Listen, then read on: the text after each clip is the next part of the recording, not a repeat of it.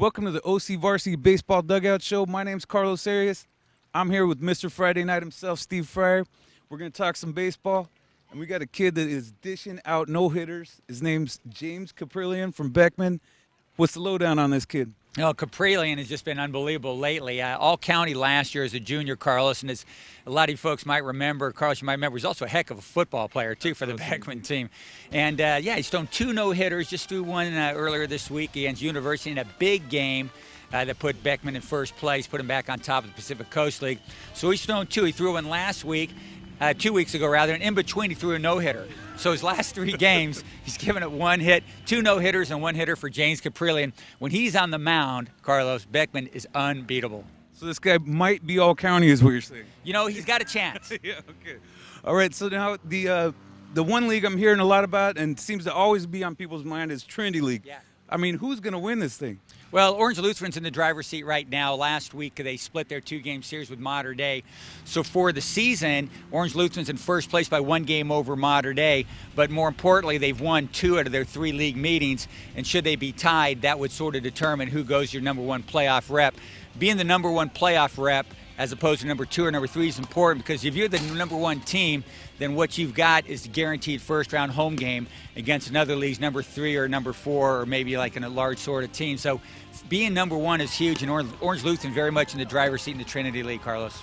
Is there any player that's really surprised you this year that's come on strong that maybe people hadn't heard about before this year? Well, it's funny you mentioned that because Esperanza High School, you know, is in first place in the Century League, and they've got a really good first baseman over there, Brad Anderson, hitting .494, driven like 23 runs, 5 home runs, leads the teams in a bunch of categories. How do you hit .494 in this county? And by the way, we caught up with Brad Anderson, so let's check out that interview. Brad, when you guys are playing well, when Esperanza baseball's winning and things are really going really well, what are the things we're seeing on the field? What are sort of the trademarks of this year's Esperanza baseball team?